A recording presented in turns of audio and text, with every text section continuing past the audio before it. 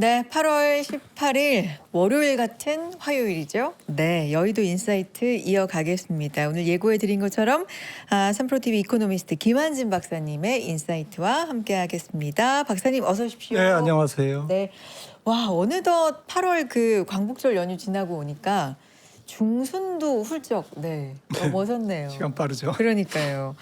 7월에 그렇게 좀 너무나 힘들었던 시장 지나고 나서 8월 어느덧 보니까 그래도 꽤나 아직 고점 대비해서는 좀 부족하지만 꽤나 그래도 반등을 좀 해준 것 같은데 오늘 다시 매크로 이슈가 좀 불거진 것 같습니다. 일단 7월 말 그리고 8월 지금까지 시장 변화, 색깔 변화라든지 이런 부분 어떻게 읽고 계신지 좀 궁금해요. 네, 다 네. 비슷한 시각으로 보지만 수급적인 이슈 때문에 지나치게 변동성이 컸다. 레버리지라든가. 네. 근데 사실 원인은 좀 아이러니하게 네. 실적이 너무 좋기 때문에 많이 쏠린 거예요. 밸류가 너무 좋다 보니까 네. 사실 2분기 그 삼성전자 그 YY 네. 이익 증가를 보니까 1,800%더라고요. 하이닉스가 500%인가 그러고. 그러니까 상반기에 하이닉스 이익이 전년 분기 대비 400~500% 이러니까 그 쏠릴 수밖에 없었죠. 네. 실적이 계속 서프라이즈가 나오니까. 그러니까 이게 한번 제가 그림을 한번 가지고 나왔는데 주식시장은 저울이다 장기적으로는 벤자민 그레이엄이 얘기한 건데 밸류가 이제 무거워지니까 프라이스가 올라간 거죠. 근데 너무 이제 급하게 올랐습니다. 3월 말 코스피가 5,000포인트에서 9,300까지 갔으니까요. 그러니까 사실 이게 한국 반도체뿐만 아니라 미국도 마찬가지죠. 필라델피아 반도체 지수가 폭등했으니까요. 30% 6월 달에 폭등했고 그리고 이제 바닥 찍고 필바는 이제 20%를 반등했습니다. 그러니까 우리나라는 사실 메모리 중심이니까 사실 변동성이 더 클 수밖에 없었고 미국 반도체보다. 하지만 이거는 비슷했다. 키옥시아가 65% 빠졌더만요. 그리고 샌디스크나 마이크론이나 50%대 빠졌거든요. 마이크론은 조금 34% 빠졌지만, 그러니까 코스피 40% 이상 빠졌고 하이닉스와 삼성전자 6월달에 40% 이상 빠진 게 사실은 이제 글로벌 반도체가 다 같은 흐름이었다라는 거죠. 근데 이게 이제 그 약세장의 시작이냐라고 이제 사람들은 안 믿는 것 같아요. 왜냐하면은 같은 기간 6월달에 반도체가 30~40% 전 세계가 폭락할 때 S&P는 3~4% 빠졌거든요. 동일 가죽은 오히려 올랐습니다. 반도체 빠질 때 다우는 올랐고 또 각국 증시를 보면 중국은 멀쩡했고요. 오히려 올랐고. 그러니까 이건 반도체가 너무 좋아서 이 밸류가 너무 저울이 이제 무거워지니까 밸류가 모든 사람들이 한꺼번에 이제 몰린 거죠. 그래서 거기서 생긴 수급의 조금 그런 그 요동침이었기 때문에 이게 이제 결국에는 펀더멘탈 이슈는 아니다라는 것이 조금씩 입증돼 가는 것 같아요. 지금 하이퍼스케일러들 실적이라든지 샌디스크 실적이라든지 이런 거 계속 발표되면서 얼마 전에 아마존의 앤디 제시 CEO가 이제 얘기하는 거를 보면 굉장히 논리적으로 프리젠테이션을 했잖아요. 왜 지금 AI 사이클이 또 데이터 센터, 클라우드가 거품 투자가 아닌지에 대해서 맞든 틀리든 저는 되게 인상 깊게 봤습니다.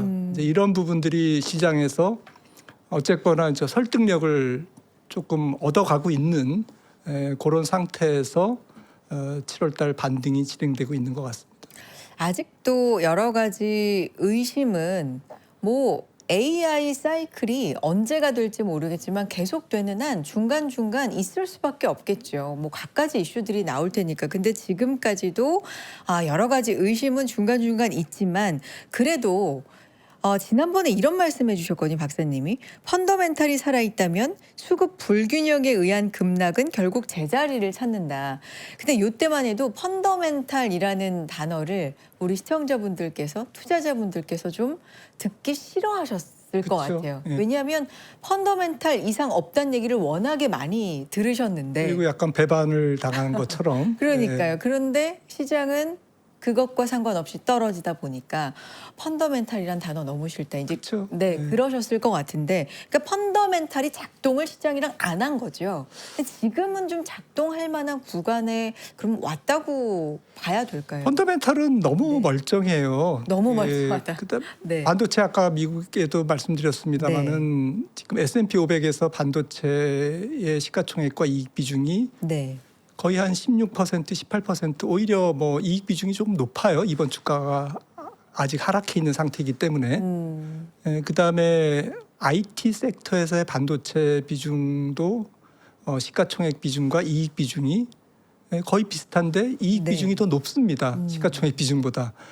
그리고 뭐 지금 다 아시겠지만 미국도 한국도 어쨌든 뭐 연초보다는 주가가 많이 올라 있는 상태잖아요. 네. 반도체 주가가. 그런데 PR은 낮아졌어요. S&P 500도 지금 23배에서 작년에 23배까지 올라갔거든요. 지금 20.5배 정도 됩니다. 그다음에 반도체 PR도 낮아졌고 M7 PR도 낮아졌어요. 어쨌든 작년 대비 그 주가는 뭐 최근에 조정이 있었습니다마는 저점이 높아진 거거든요. 네. 주가는 계속 올라 있는 건데 그럼에도 불구하고 멀티플은 낮아졌다. 우리나라는 어떤가? 우리나라는 뭐 반도체 투톱이 지금 3.5배 뭐 한 4배가 안 되잖아요. 코스피 PR이 5.5배. 그러니까 멀쩡해요. 우리나라는 뭐 지금 투톱의 이익 비중이 올해 예상이 기준으로 거의 뭐 70% 네. 코스피에서 이익 비중이. 그런데 이번 주가 하락으로 시가총액 비중은 50%가 이제 하회했잖아요. 네. 그러니까 뭐 전 세계 반도체 주가와 무게 이 저울에서 그 밸류와 프라이스의 이 저울이 거의 뭐 멀쩡해요. 그럼 멀쩡한데 무슨 일이 있었던 거지? 수급을 항상 많이 얘기해 그게 너무 좋아서 몰렸다라는 아. 게 이제 지금 입증됐고 여기에다가 레버리지. 네, 거기다 얘기. 그런데 됐고 네. 그거는 이제 뭐 한가한 사람들이 하는 얘기고 네. 반도체 경기 혹은 AI 캐펙스가 결국에는 지금이 가장 전망이 좋다면 이거는 주가가 앞으로 버틸 수가 없다라는 네. 의심이 분명히 있는 거고 당연한 의심이고 그리고 사실 존 템플턴이 강 세장은 비관 속에서 시작해서 회의감 속에서 자라라고 낙관론 속에서 성숙해서 유포리아 그러니까 도치감 희열감에서 이제 사라진다라고 네. 얘기했는데 명언이죠. 그런데 지금 사람들은 아직 회의감을 갖고 있어요. 네. 네. 그러니까 살짝 도치감에 갔다가 거꾸로 되돌아가서 백도에서 지금은 회의감을 갖고 있어요. 아니 왜냐하면 너무 단시간에 9천에서 5천대까지 갔기 예. 때문에 충격이 너무 컸죠. 그러니까 사실은 이것을 이제 이 펀더멘탈에 대한 AI 사이클과 반도체의 사이클 네. 또 AI 하이퍼스케일러들의 AI 수익화 네. 데이터 센터의 수요 충족률 뭐 마진율 뭐 이런 것들 그러니까 반도체를 둘러싸고 있는 AI 사이클에 대한 검증이 이 불확실성이 검증되고 이 검증을 딛고 다시 수급이 언와인딩 다시 이제 수급이 다시 정상화되면서 롱으로 쏠리는 데까지는 굉장히 사람들이 트라우마가 있기 때문에 네. 그 이전보다 7월 달 폭락 이전보다 훨씬 더 엄격한 잣대로 지금 그 검증을 하기를 원하는 거죠. 왜냐하면은 트라우마가 있잖아요. 이거 하락해도 이거 너무 빨리 네, 네. 하락했기 때문에 급하게 하락했기 때문에 이 트라우마를 극복하는 과정, 이 불확실성을 극복하는 과정, 이 수급을 정상적으로 회복시키는 그러한 그 정상화 과정 이 단계가 지금 이 두 번째 단계 네. 그러니까 레버리지 포지션이 청산됐다고는 하지만 그것만 갖고는 안 되는 거죠. 불확실성을 해소하는 과정이 지금 진행되고 있고요. 네. 기술적으로는 층층이 대기 매물이 있잖아요. 그렇죠. 그러니까 오늘 같은 뭐 아침 오늘 9시 반이 가장 고점이었나요? 코스피나 반도체가요? 7,200. 네네네. 네. 그리고서 계속 밀렸는데 네. 외국인들도 뭐 다시 또 수급을 뱉어내고 뭐 이런 과정들이 이런 불확실성을 해소하는 과정 중에 한 부분인 것 같습니다. 그 오늘 말씀해 주셨으니까요. 오늘 상황에 대해서 기존에는 AI 지금 사이클이 어디에 와 있는 거야? 돈을 계속 써. 근데 그 돈을 계속 쓰는 데는 문제가 없나? 뭐 현금 흐름은 어때? 뭐 이런 쪽 주로 우리가 봤다가 매크로 한동안 신경은 쓰이는 부분들이 이제 숫자가 있다는 건 알고 있었지만 시장의 영향은 직접적으로 많이 안 줬었거든요. 근데 오늘 같은 경우 그렇게 상승하다가 하락한 이유가 박사님 네. 매크로 영향이 좀 컸다라는 분석들이 좀 나오더라고요. 오늘 시장에 대해서는 뭐 거기에 동의하세요? 어떻게 보셨어요? 오늘 매크로 영향이 뭐 국채 금리가 올랐다. 네, 네, 최근에 네, 네. 일본 금리가 올라서 네, 뭐 그렇죠. 엔페리에 대한 네. 청산에 대한 우려가 생겼다든가 네. 뭐 이런 부분이 또 얘기가 좀 슬슬 나오더라고요. 네. 저는 뭐 사람마다 보는 관점과 견해가 다르겠지만 네. 제가 공부하고 지금 지켜보는 바로는 매크로 이슈는 안 좋은 쪽으로 움직이고 있는 것은 사실이다. 네, 점점 더 안 좋은 쪽으로 방향을 가고 있는 것은 맞는데 이게 지금 곧 매크로 때문에 금리 상승이라든지 혹은 경기 둔화라든지 이런 것들이 바로 주식시장을 약세장으로 그 뒤바꿀 만한 그런 결정적인 그런 상황인가라는 네. 부분에 대해서는 그렇지 않다라고 보는 게 과거에도 결국에는 기업 실적이 좋을 때 금리가 올랐거든요. 네. 금리가 오르고 혹시 심지어는 금리 인상을 할 때 주가가 올랐어요. 왜 올랐을까요? 경기가 더 좋으니까. 네, 그러니까 말씀드리고 싶은 것은 결코 녹록한 상황은 아니에요. 네. 결코 주식시장이 편하게 지금 순항할 수 있는 환경은 아니지만 우리가 균형감 있게 봐야 되는 것은 이러한 그 매크로의 불확실성과 기업 실적의 개선 네. 이 둘이 부딪혀서 싸우는 과정이거든요. 그러니까 예를 들어 하반기에 계속 기업 이익이 2분기에 서프라이즈가 일어난 것처럼 2분기에 실적이 결국 뭐 지금 S&P 500 기업도 그렇고 우리나라 기업도 그렇고 너무 훌륭하게 나왔잖아요. 발표된 기업들의 한 85%가 서프라이즈가 나온 겁니다. 네. 예상치보다 더 높게 나왔거든요. 이게 이제 하반기에 어떻게 될 거냐. 하반기에도 기업 이익이 이런 매크로 이슈를 누를 정도로 파워가 있다면 시장은 살아 있을 거고요. 그러니까 사람들은 이걸 균형 있게 봐야 돼요. 그러니까 매크로가 안 좋아지니까 시장은 안 돼. 이렇게 단정하는 거는 조금 오히려 조금 위험하지 않을까. 항상 매크로는 좋을 때가 없었거든요. 네. 제가 매크로 하지만 매크로 좋은 적 없었습니다. 그리고 매크로를 보면 항상 사람은 비관적이 돼요. 그리고 채권 금리를 항상 내려가는 것 쪽으로 경기는 이래서 둔화되고 결국에는 리세션이 오고 이런 거거든요. 그런데 사실은 왜 주가는 오르는 날이 더 많았을까요? 지난 수십 년간 결국엔 경기가 네. 경기가 좋으니까요. 그러니까 저는 지금 시점에 미국 경기나 세계 경기 혹은 뭐 우리나라 경기 혹은 또 범위를 좁혀서 반도체 경기 네. 이런 것들이 리세션이 있을 확률이 몇 %인가? 지금의 미국의 고용 시장, 그다음에 소비 컨디션 이런 게 6개월 이내에 리세션으로 빠질 확률이 몇 %일까? 저는 한 30%도 안 된다고 생각해요. 그러니까 고용도 안 좋은 쪽으로 가고 있습니다. 분명히. 작년에 이전에 미국 고용의 평균이 한 8만 건 됐는데 한 10만 건 됐죠. 10만 건 가까이 됐는데 지금 1월부터 7월까지가 고작 6만 건이거든요.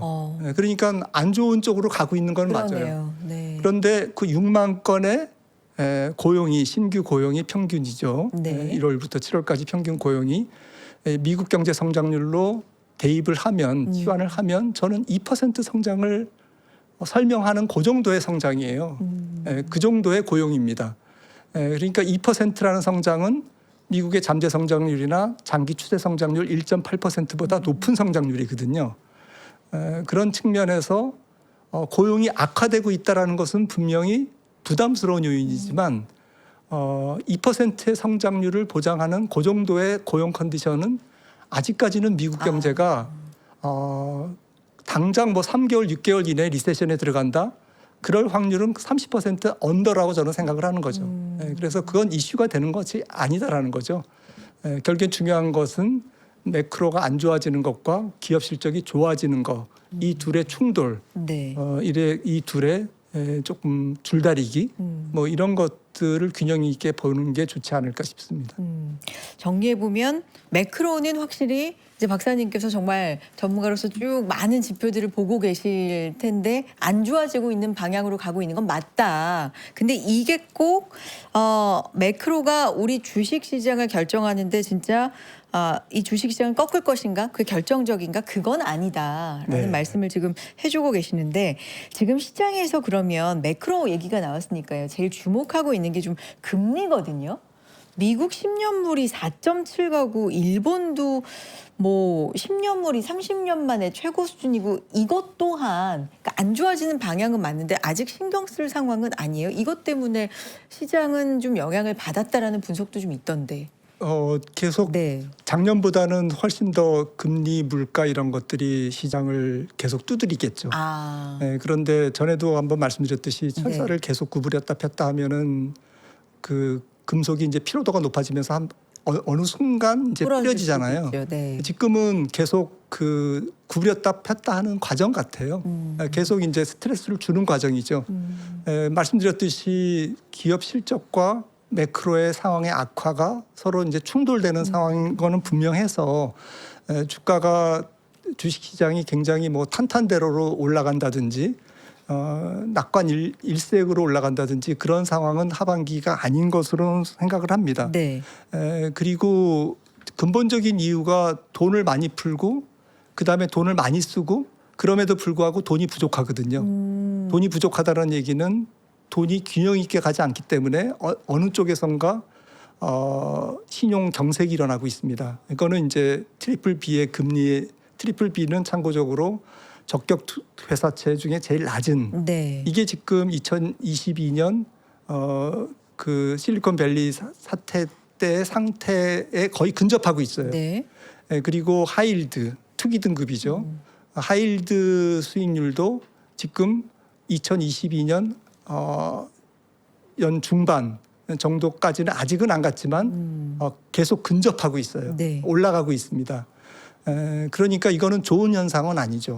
분명히 위협적인 상황인데 그렇다고 바로 부러질 거냐라는 판단을 이제 우리는 해야 되는 거죠.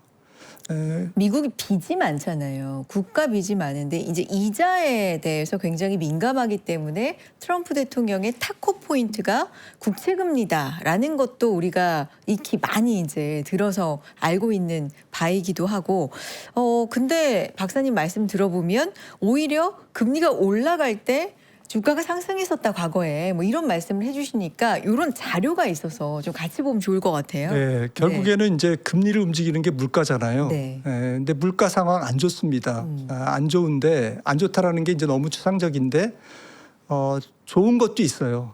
그러니까 지금 뭐 트럼프가 하는 모든 행동, 뭐 전쟁부터 지가 유가를 자극하고 그다음에 지가 OBBA 법안 하나의 크고 아름다운 법안을 통과시키면서 근본적으로 미국 금리와 그런 물가를 올리는 방향을 다 한결같이 물가에 우호적이지 않은 정책을 2년간 그냥 쏟아낸 거예요. 트럼프는 전쟁까지 포함해서. 그래서 지금 미국 부채가 국가 부채가 40조 달러인데 7월 달 미국 재정 적자가 보니까 4,320억 달러인데 전 YOY로 48%나 증가했어. 7월 달. 48 전년 대비. 그리고 매년 2조 달러의 재정 적자가 발생하는 법안을 통과시킨 거예요. 지금 네. 실제로 2조 달러가 매년 2조 달러의 재정 적자를 메우려면 세금을 더 걷든지 아니면 적자 국채를 발행해야 됩니다. 적자 국채를 발행하면 최소한 YOY로 10% 이상의 국채를 발행해야 되고요.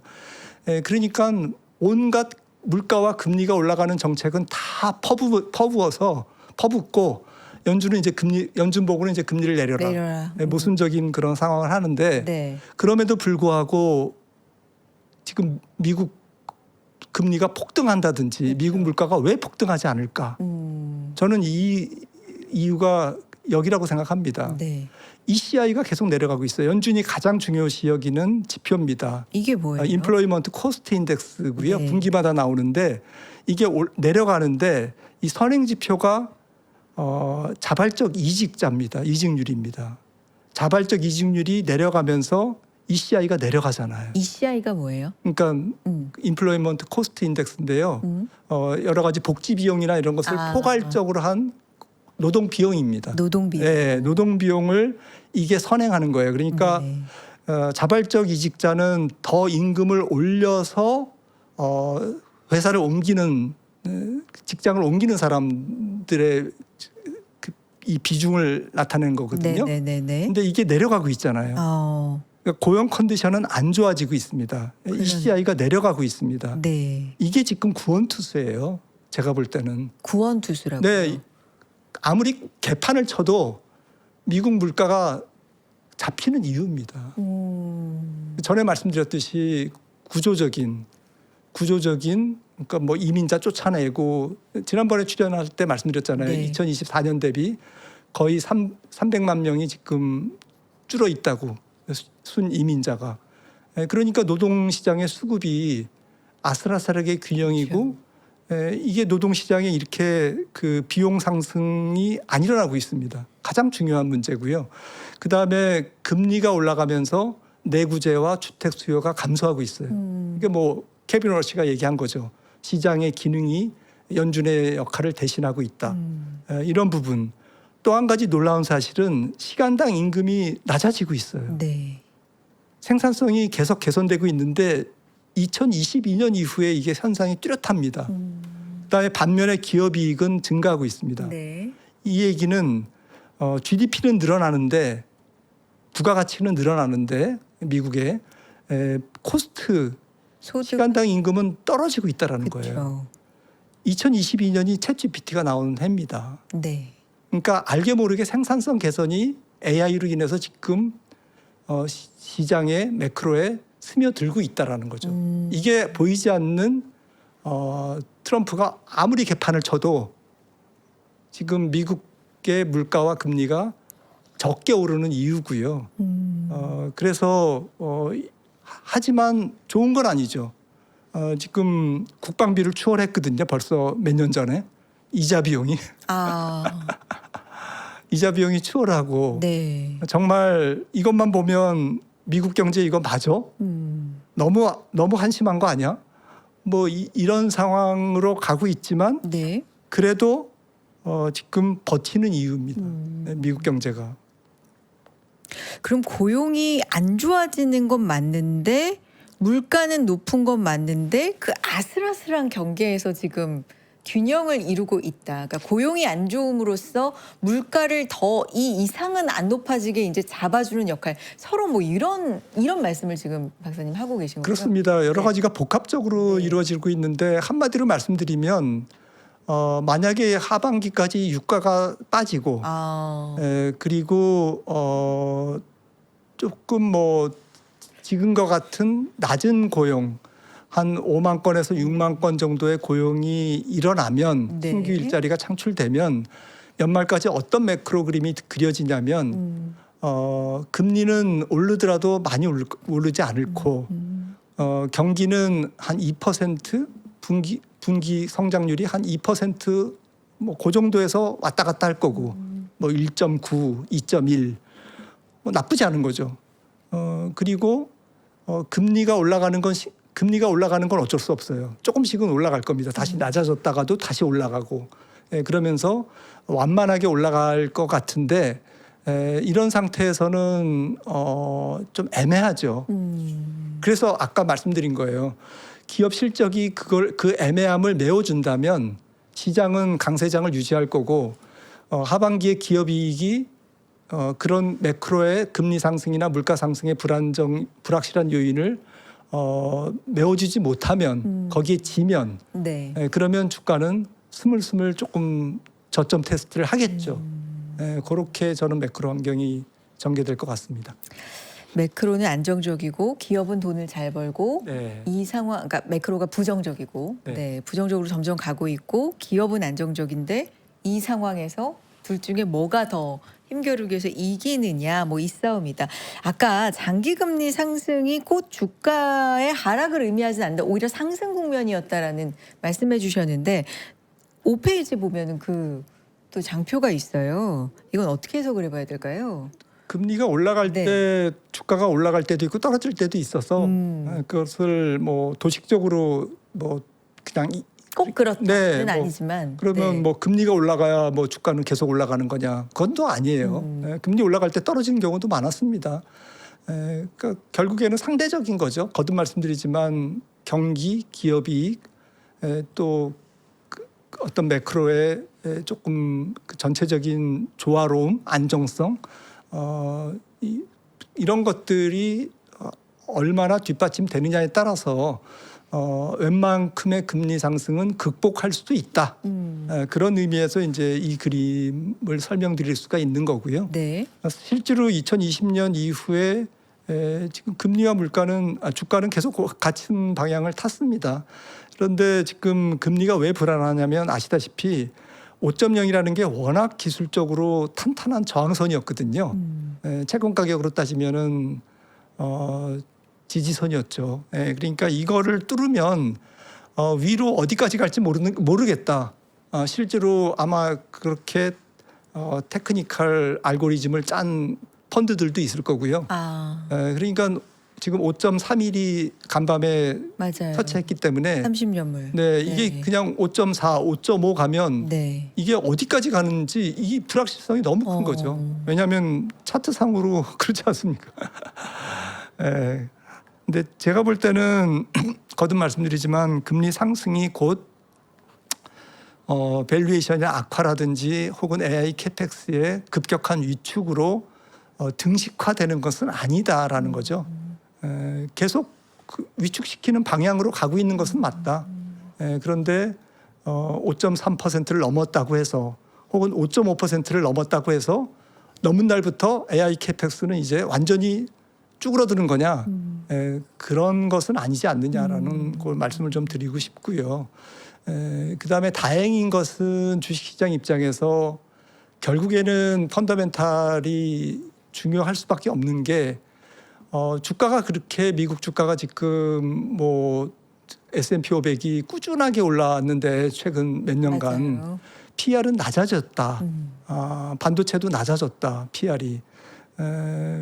이 얘기는 금리 상승에 대한 버퍼, 고금리에 대한 주식시장의 버퍼가 그래도 봐줄만 하다라는 건데요. 이게 패드 모델입니다. 패드 모델은 뭐 간단하게 금리, 국채금리 보통 10년물을 쓰고요.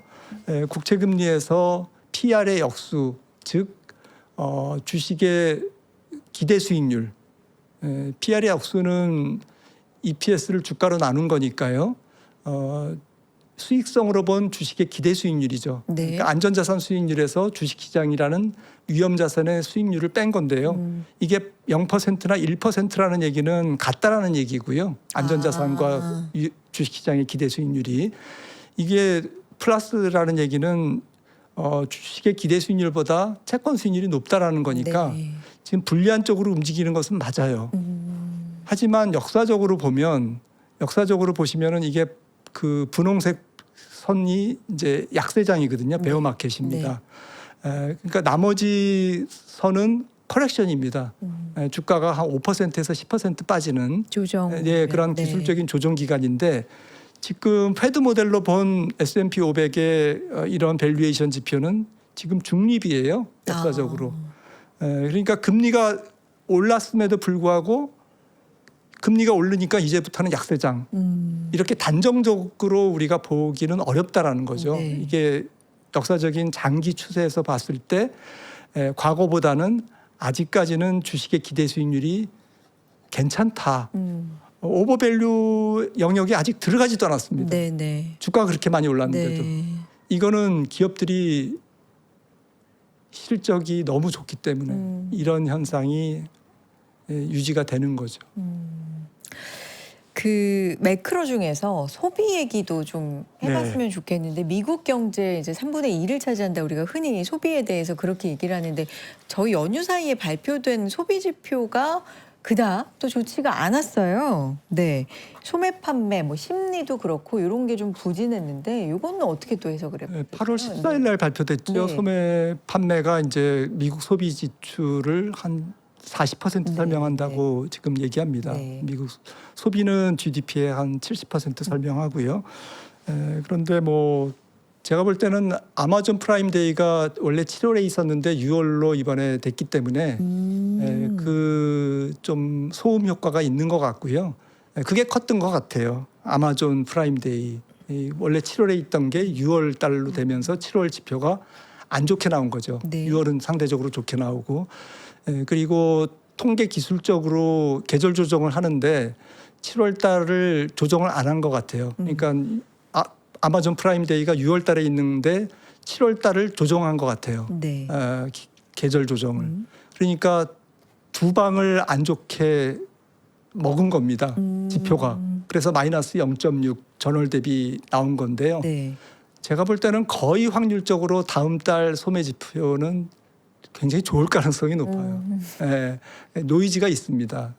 그래서 뭐 한 달 소매 판매를 보고 우리가 단정적으로 판단하는 것보다는 거듭 말씀드리지만 뭐 2주 연속 신규 실업수당 청구 건수 170만에서 180만 건 정도 이게 불황의 영역인 한 250만 건보다 지금 한 7, 80만 건 정도 아직 낮다라는 것 그리고 소매 판매뿐만 아니라 지금의 미국의 소비 지출 다른 데이터들 이런 것들을 봤을 때는 미국 GDP가 아까 말씀드렸듯이 현재 한 5만에서 6만 건 정도의 고용을 창출하더라도 저는 1.8에서 한 2.2%의 분기 GDP를 달성할 수 있다. 그래서 하반기 2% 정도 성장률을 달성할 수 네. 있다. 근데 아마 의아해하실 거예요. 옛날에는 10만 건, 15만 건이었을 때 2.2%였는데 성장률이 2.4%였는데 지금 5만 건으로 신규 그 일자리가 쭈그러들었는데 어떻게 네. 2% 성장이 나오는 거지? 그게 바로 지난번에 한번 말씀드렸는데 실업률을 높이지 않는 그 신규 일자리 수가 옛날에는 15만에서 25만 건이었는데 지금 노동 구조가 바뀌어서 네. 이민자 쫓아내고 그다음에 자연 은퇴자, 베이비 부모들 은퇴하고 이러면서 노동 공급이 줄어드는 바람에 5만에서 한 6만 건 정도만 돼도 실업률을 높이지 않는 중립 신규 일자리가 지금 형성이 된 거예요. 변했군요. 네, 그러니까 코로나19로. 하반기에 5만 건에서 6만 건, 10만 건 사이에 계속 나온다. 5만 건 언더면 좀 위험합니다. 네. 계속 언더면. 그런데 5, 6만 건 정도가 나오면 실업률은 지금 4.2% 그대로입니다. 연말까지. 네. 그러면 4.2%에서 리세션이 온다? 말도 안 되는 거죠. 즉 소비가 현재 수준 정도로 연말까지 계속될 거다. 한 가지 우려되는 것은 금융시장의 엄청난 위험으로 뭔가가 이렇게 부러지는 일이 있지 않을까? 사모펀드라든지. 네. 제가 그것도 다 조사를 해봤는데 있습니다. 위험이. 어느 정도의 위험이냐면 2022년 지역은행 사태, 실리콘밸리 은행 사태, 그 사태 정도의 한 2배의 위력이 잠복해 있습니다. 그래서 금리가 올라가고 아까 말씀드린 하이힐드 금리가 올라간다든지 신용 경색이 더 심해지면 언젠가는 철사를 구부렸다 폈다 하다가 부러질 거예요. 그래서 우리가 경계감은 놓지 말아야 되는데 경계감을 놓지 않는 것과 지금은 매크로가 굉장히 위험하니까 주식시장이 빠질 거야 라고 단정하는 것은 조금 구분해서 우리가 조금 봐야 되지 않을까, 판단해야 되지 않을까. 그게 오늘 조금 제가 드리고 싶은 말씀입니다. 경계감 정도. 경계감은 네. 계속 가져야 된다. 안 좋은 쪽의 방향으로 가고 네. 있으니. 연준의 일정 중에서 이제 가장 가까운 일정이 잭슨홀 미팅이고요. 네, 그 후에 이제 연준 금리 결정도 있게 되는데 지금 말씀해주신 박사님하고 진단한 요 매크로 환경만 보면 물가를 놓고서는 연준 위원들이 좀 몇몇이 좀 강하게 금리를 올려야 된다 이런 얘기를 했었는데 최근에 나온 고용 지표들 박사님도 이제 고용이 좀 안 좋아지고 있다 진단해 주셨는데 그렇게 보면은 이제 올릴 수가 없는 상황이잖아요. 고용만 또 보면은 그러다 보니까 좀 헷갈려져요. 맞습니다. 연준의 그 결정에 있어서 어떻게 될까요? 연준도 뭐 이렇게 확신은 못 할 거예요. 지금 뭐 매크로 상황을 완전히 확신할 정도로 지표가 안정적이거나 일관성이 없기 때문에 네. 물가 지표도 우리가 계속 얘기하지만 좋은 쪽을 가리키는 것과 나쁜 쪽을 가리키는 게 있고 그다음에 금리를 인상해야만 한다라는 매파들은 5년째 2%의 타겟 프라이스를 지금 못 맞추고 있잖아요. 네. 그러면 뭔가 잘못된 거죠. 기준점을 높이든지 금리를 올리든지 그 얘기인 거죠. 지금 4명이 이제 지금 금리를 올려야 되겠다라는 게 5년째 못 맞추고 있으니까 올려야 된다. 한 번쯤은 올리고 그다음에 이제 시간을 두고 봐야 되는 게 맞다. 그것도 이제 설득력이 있는 거고. 하지만 저는 9월 달에 좀 올리지 않을 가능성이 더 높다라고 보는 게 월가도 좀 엇갈리더만요. 네. 그런데 일단은 뭐 닐 캐시캐리부터 해가지고 최근에 리사쿠까지 한 4명, 그러니까 12명 중에 30%만 지금 인상 쪽에 기울어져 있는 거고요, 매파 쪽으로. 그다음에 이제 그걸 떠나서 아까 이제 고용 상황, 그다음에 생산성 개선, 또 임금 인플레이션 이런 얘기를 많이 말씀을 드렸는데 물가가 지금 유가만 떨어지면 이런 부분에서 좀 허겁지겁 올리지 않아도 되는 유가만 만약에 유가만, 떨어진다면 조금 근데 트럼프가 뭐 100불 근처에 가면 또 탁구 할 테니까 뭐 모르겠습니다. 아무튼 네.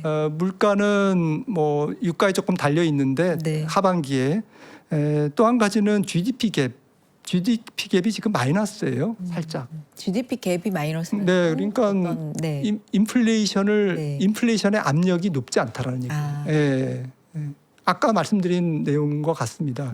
임금 인플레이션이 그렇게 높지 않고 또 주택 시장이 그렇게 굉장히 뜨겁지 않고 그렇기 때문에 그게 인플레를 유발하는 네. 적다 영향이. 네. 그리고 지금 뭐 케빈 워시가 얘기했지만 시장 금리가 올라가면서 주택 시장이 조금 식고 있고 그다음에 내구재 소비도 둔화되고 있고 또 신용 경색 조짐도 있고 네. 이런 것들은 뭐 연준의 기능을 시장이 조금 대신해서 역할을 해주는 부분도 지금 금리를 급하게 올리지 않아도 되는 이유 중에 하나고요. 그래서 종합적으로 네. 생각할 때는 올려야 하는 이유도 있습니다. 하지만 급하게 올리지 않아도 되는 이유가 조금 더 많다. 그러면 동결일 가능성도. 네, 데이터를 네. 조금 더 확인하고 만약에 올린다면 저는 첫 번째 금리 인상은 12월이 될 가능성이 네. 높다라고 보고 있고 그리고 연속적인 인상보다는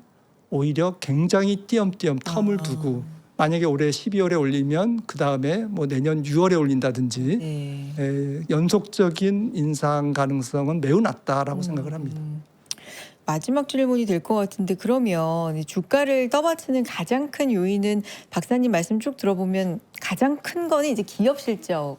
기업이 돈을 잘 번다라는 라는 건데 매크로가 불편해지면 어쨌든 기업들도 지금 특히나 AI는 막대한 돈이 들어가니까 돈을 조달하는데 이자 이런 게 만만치가 않잖아요. 부담이. 그리고 그거를 시장이 진짜 매의 눈으로 또 보기 시작했거든요.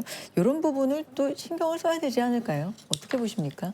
네, 그렇죠. 네. 지금은 미국 경기의 상당 부분을 자본 지출이 하이퍼스케일러들을 포함한 AI 관련된 자본 지출이 거의 1%포인트 정도에 가까운 성장률을 떠받치고 있기 때문에 어느 때보다 금리의 상승이 경기에 미치는 민감도가 높아져 있는 그런 상황이고 네. 그 방향성이 좋지 않다라는 것은 사실입니다. 네. 사실이고요.